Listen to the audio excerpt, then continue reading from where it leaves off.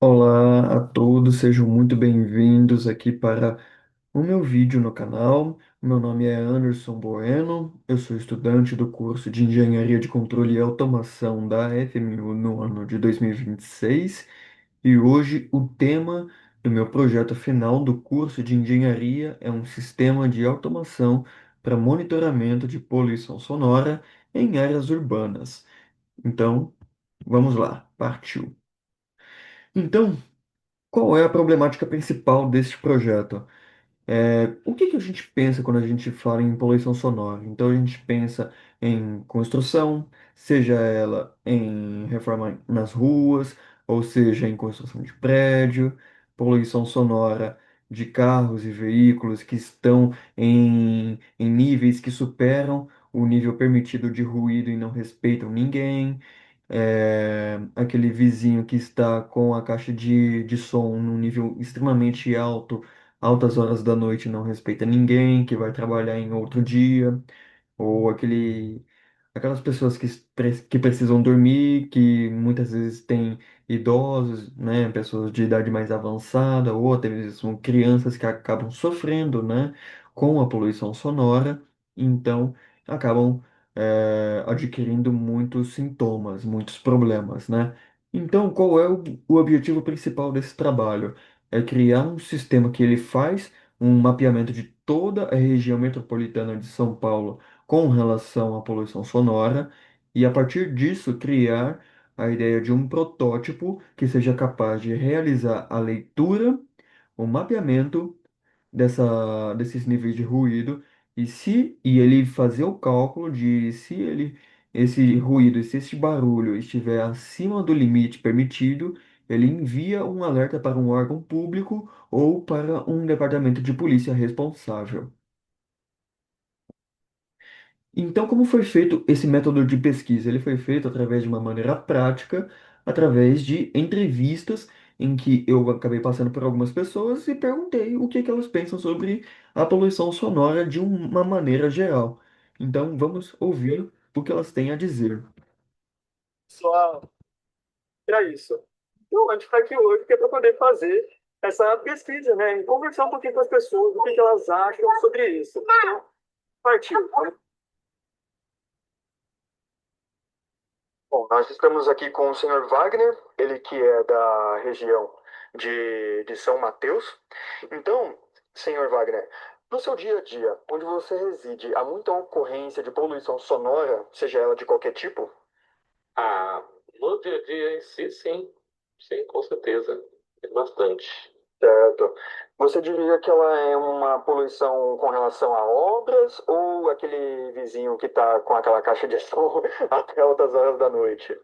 Então, os vizinhos, viu? Tem lá é muito barulho, som altas horas, é padrão, né? Entendi. E o senhor sabia ou tem conhecimento sobre as leis específicas que justamente servem para regulamentar os níveis de ruído em cada região de moradia?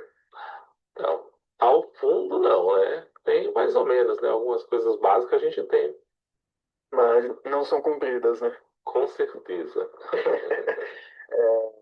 A maior causa da poluição sonora em sua vizinhança, ela ocorre de qual maneira? Ah, causa, como assim? Geralmente é as vizinhas, né? Aqueles vizinhos que ligam som alto, não respeitam ninguém, não tem horário, para eles é indiferente, né? Entendi. Geralmente é isso. E em quais dias da semana é relatado ou considerado esse maior índice ou nível de poluição sonora? Bom, se de quinta-feira para lá é quase insuportável. No meio da semana um pouco menos, né? Mas de quinta em diante, quinta, sexta, sábado, domingo, ó, só Deus. Entendi. Tá bom, muito obrigado, viu? Obrigado pelo seu tempo, viu? Obrigado mesmo. Bom, e agora nós estamos aqui com a Franciele, ela que é da região do Valo Velho, lá na Zona Sul, e ela vai responder algumas perguntas para nós também.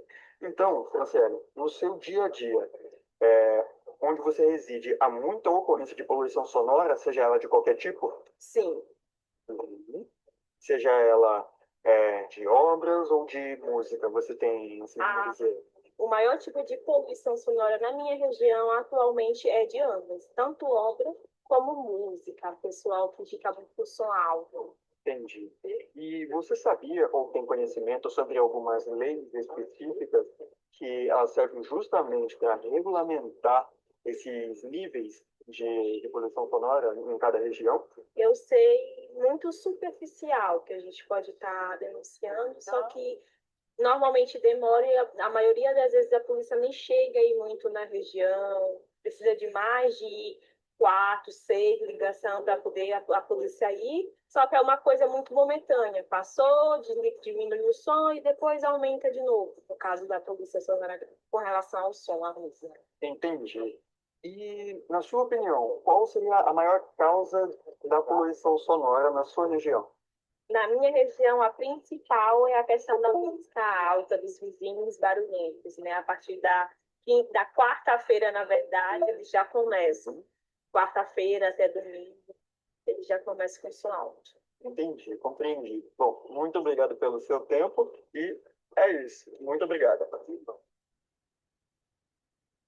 Bom, então, como nós podemos ver, ambas as pesquisas, né, eles nos contaram exatamente o que eu abordei anteriormente. Então, o uso aí excessivo, né, das caixas de som em altos níveis, que até altas horas da noite e que acabam não respeitando ninguém, são obras nas ruas ou até mesmo em prédios que ultrapassam os níveis de ruído permitidos naquele horário e que por conta disso muitas pessoas acabam sofrendo aí várias consequências, né, com relação a sintomas, né? Então, aqui nos é apresentado as regiões onde ocorrem, ou pelo menos têm os maiores índices de poluição sonora. E como está sendo destacado, a Zona Leste é onde ela tem as maiores ocorrências de poluição sonora, sejam elas de qualquer tipo, seja obra, música alta, ou até mesmo de veículos, trens e etc., acompanhados da Zona Norte, depois da Zona Sul e depois da Zona Oeste. E em seguida nós temos a Organização Mundial da Saúde postando os níveis de ruídos permitidos, sejam elas por meio de transporte ou os níveis níveis não, mas as suas ocupações e as profissões, o que você tem de permissão, né, para cada tipo de profissão que você tem. Só que o que acontece? Essas profissões, veículos, muitas vezes ultrapassam e não respeitam os níveis de ruído permitidos. Então, isso também acarreta e agrega na poluição sonora. Em decorrência disso, você tem ali as consequências e os sintomas de cada. Você tem as probabilidades, né, que podem causar nas pessoas, nas vítimas, né, da poluição sonora. Desde uma depressão, né, até um cansaço mental ali, que é o mais provável de acontecer da poluição sonora. Então você acaba acordando no outro dia e você está extremamente cansado devido à poluição sonora. E agora vamos falar mais sobre o projeto em si. Então, aqui você tem uma arte conceitual do que é o projeto e então como que ele vai funcionar. Dentro dele, dentro desta caixa onde ele vai ficar protegido, né, das, das influências externas, né, ambientais, seja ela calor, chuva, granizo e etc.